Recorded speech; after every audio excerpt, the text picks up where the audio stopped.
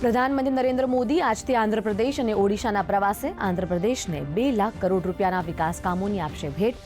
વિશાખાપટ્ટનમમાં જનસભાને કરશે સંબોધન.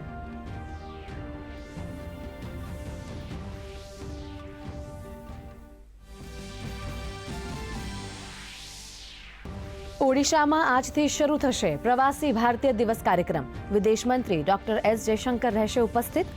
50થી વધુ દેશમાંથી પ્રવાસી ભારતીયો કાર્યક્રમમાં થશે સહભાગી.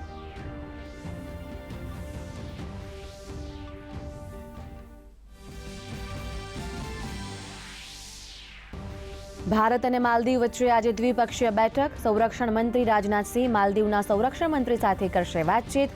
સંરક્ષણ પરિયોજના, સંરક્ષણ સહયોગ સહિતના મુદ્દા પર થશે ચર્ચા.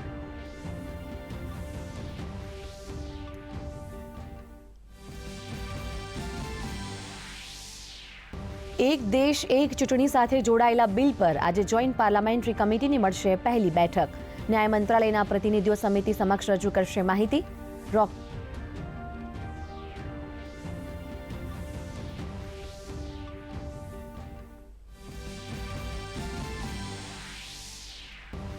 રોકેટ અને સ્પેસ ક્રાફ્ટના નિષ્ણાંત ડોક્ટર વી નારાયણ બનશે ઇસરોના નવા ચેરમેન. 14 જાન્યુઆરીએ લેશે ડોક્ટર એસ સોમનાથનું સ્થાન.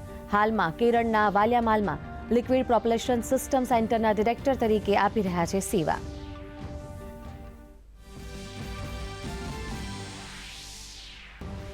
રાજ્યના પોલીસ વિભાગમાં 12,400થી વધુ જગ્યા માટે આજથી શારીરિક પરીક્ષા શરૂ. રાજ્યના 15 ગ્રાઉન્ડ પર શારીરિક કસોટી આપવા ઉમટ્યા ઉમેદવારો. સેન્ટ્રલ કંટ્રોલ રૂમમાં શારીરિક પરીક્ષાનું મોનિટરિંગ.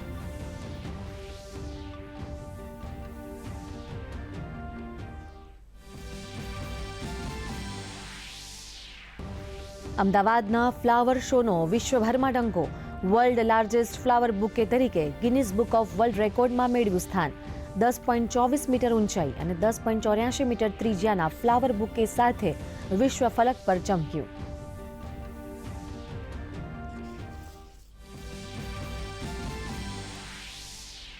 કડકડતી ઠંડીમાં ઠૂંઠવાયું ગુજરાત. વહેલી સવારે અને મોડી રાતે ઠંડા પવનોના કારણે વધ્યું ઠંડીનું જોર. 2 દિવસમાં લઘુત્તમ તાપમાનમાં થયો 4થી 5 ડિગ્રીનો ઘટાડો. નલિયામાં 6 ડિગ્રી જ્યારે રાજકોટ અને ગાંધીનગરમાં નોંધાયું 10 ડિગ્રી તાપમાન.